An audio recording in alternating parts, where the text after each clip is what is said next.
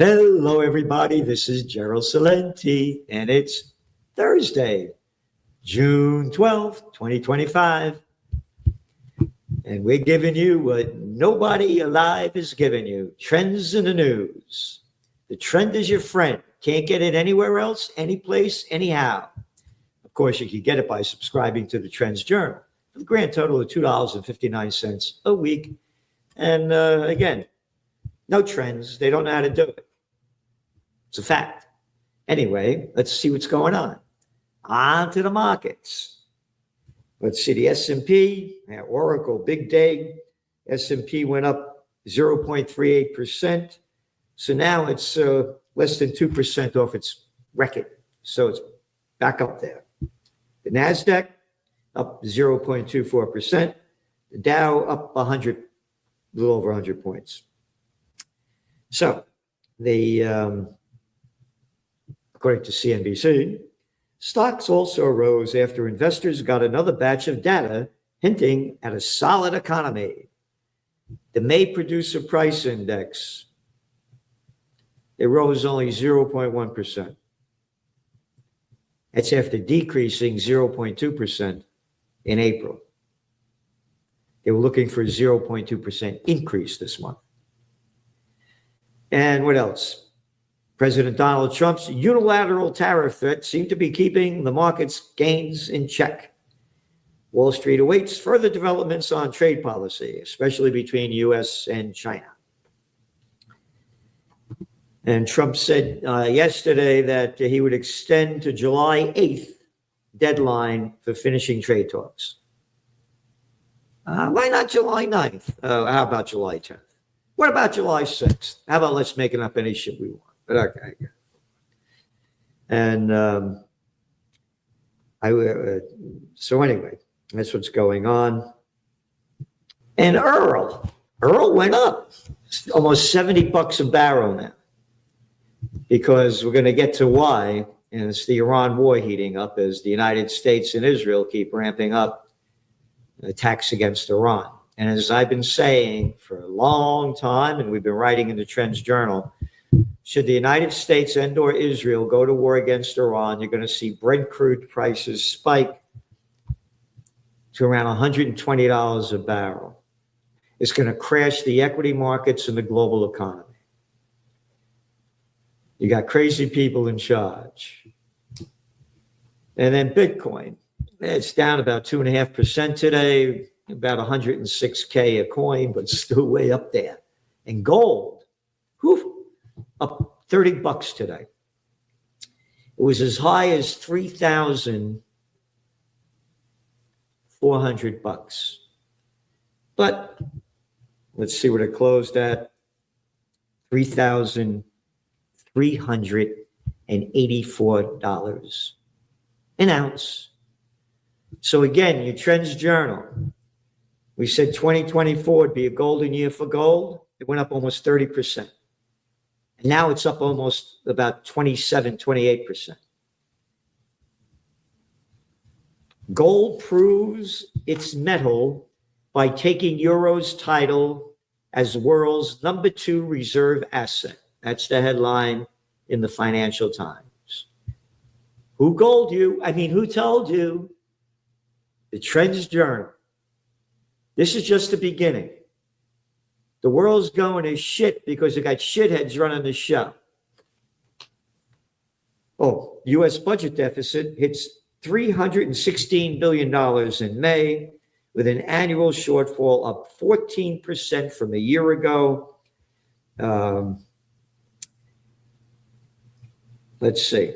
The deficit totaled more than $316 billion for the month, taking the year-to-year date total to $1.36 trillion. The annual tally was 14% higher than a year ago. Yep. Let's see. Surging financial costs are again the major contributor to fiscal issues. That's right. So Trump is going to have them lower interest rates. You can bet on it. You can bet on it. And again, the lower interest rates go, the deeper the dollar falls. The deeper the dollar falls, the higher gold prices go. And again, the death of the dollar is on the doorstep. Inflation up slightly. Yep. Tariff and blah, blah, blah. But again, the tariff, this is a temporary down on inflation. We see more inflation. They started buying up a lot of stuff with all the tariffs, and people are spending less money. So that's why the prices aren't going up that high, but they're going to go up. And again, companies, they hoarded imported goods when Trump started talking this tariff stuff. So this is temporary, but they're not going to go up as high as they were before. Citi to increase provisions for bad loans amid signs of stress. That's right. We've been writing about this in the Trends Journal. The stress signs are big, particularly in the commercial real estate sector in the office buildings. No one's talking about it. It's going to happen, and this is the year it'll probably happen. Zara parent sales undershoot analyst estimates. No shit. Victoria's Secret outlook misses views. No kidding.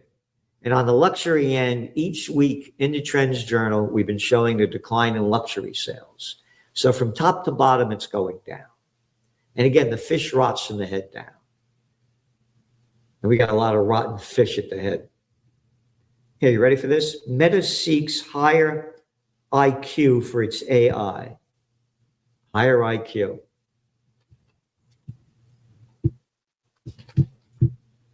Yep. L'Oreal taps NVIDIA tech to supercharge AI efforts. The French beauty giant and its partner ecosystem will use NVIDIA's AI enterprise platform to make ads. AI is it. Yep. New Google AI tool bruises news sites. This is from the Wall Street Journal. The AI Armageddon is here for online news publishers. Chatbots are replacing Google searches, eliminating the need to click on the blue links, and tanking referrals to news sites. Business Insider cut about 21% of its staff last month. On and on.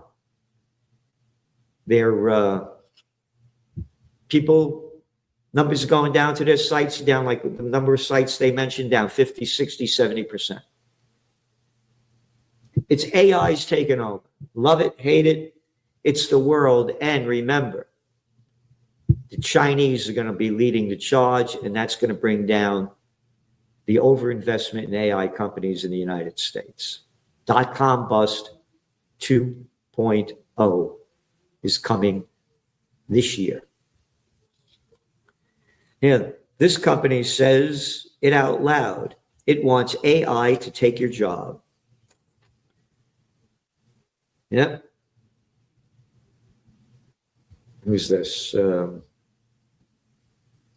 Years ago, when I started writing about Silicon Valley's efforts to replace workers with artificial intelligence, most of the executives at least had the decency to lie about it. But now they're telling me, yep, it's going to happen.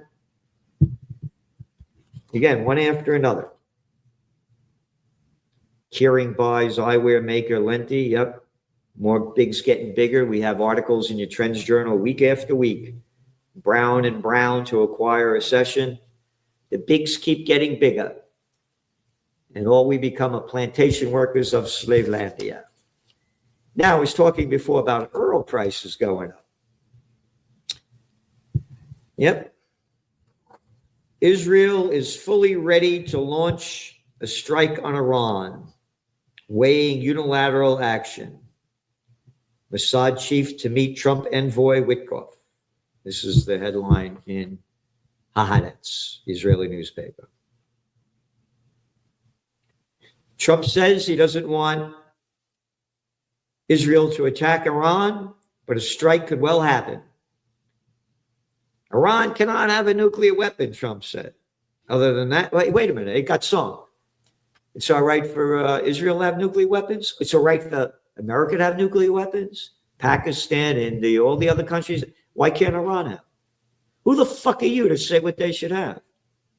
And if I was the leader of Iran, that's exactly what I say to Trump. Who the fuck are you talking to? You gonna fuck with me?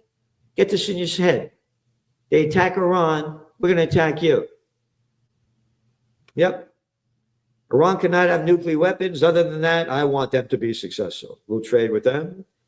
Trump warned Thursday of the possibility of a massive conflict in the Middle East that could, quote, take place soon.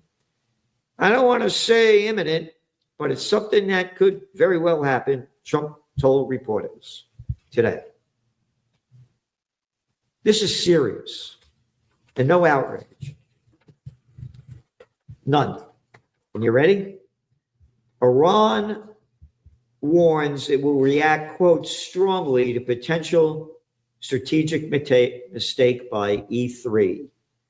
Iran's foreign minister has issued a stern warning to the 3 European signatories of the 2015 nuclear deal, commonly known as E3, accusing them of failure to fulfill their obligation and cautioning against further strategic mistakes.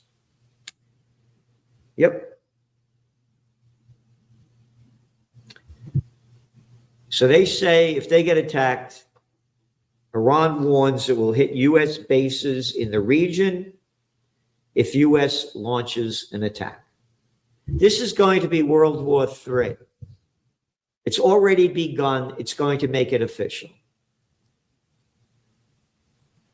But the big news is the plane crashed. Yeah, I understand. Yeah. Israeli forces kill 103 Palestinians in Gaza in the last 24 hours, including 21 aid seekers. Yep. Isn't that nice?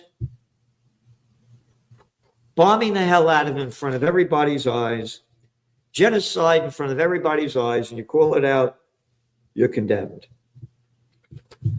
What else? Russia launches third night of massive strikes. Ukraine deploys AI in drone warfare to destroy Russia's strategic bombers. Those are 2 headlines from Financial Times.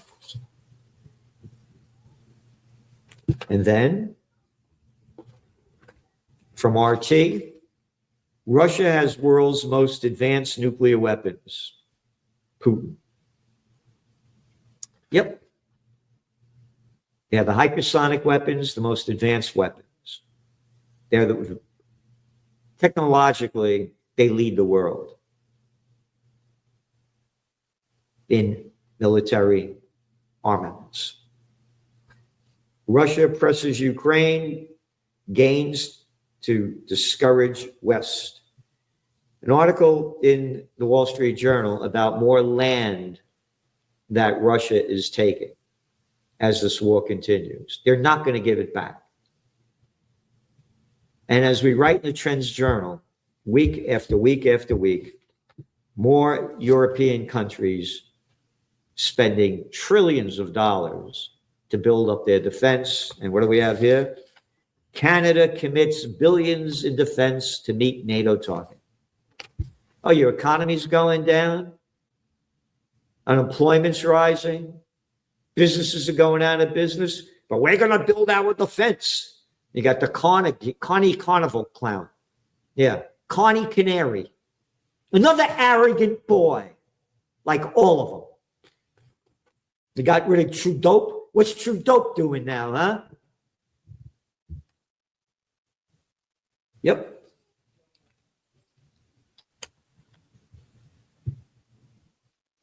This is serious stuff.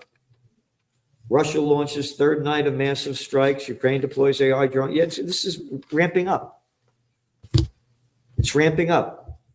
You're not allowed to talk about peace. Not a person out there. Pakistan to increase defense spending by 17%. Oh, they were fighting India, right? Oh, their economy's going to shit, but they're spending 17% more to build up their defense. This is an article in the New York Times today, or yesterday.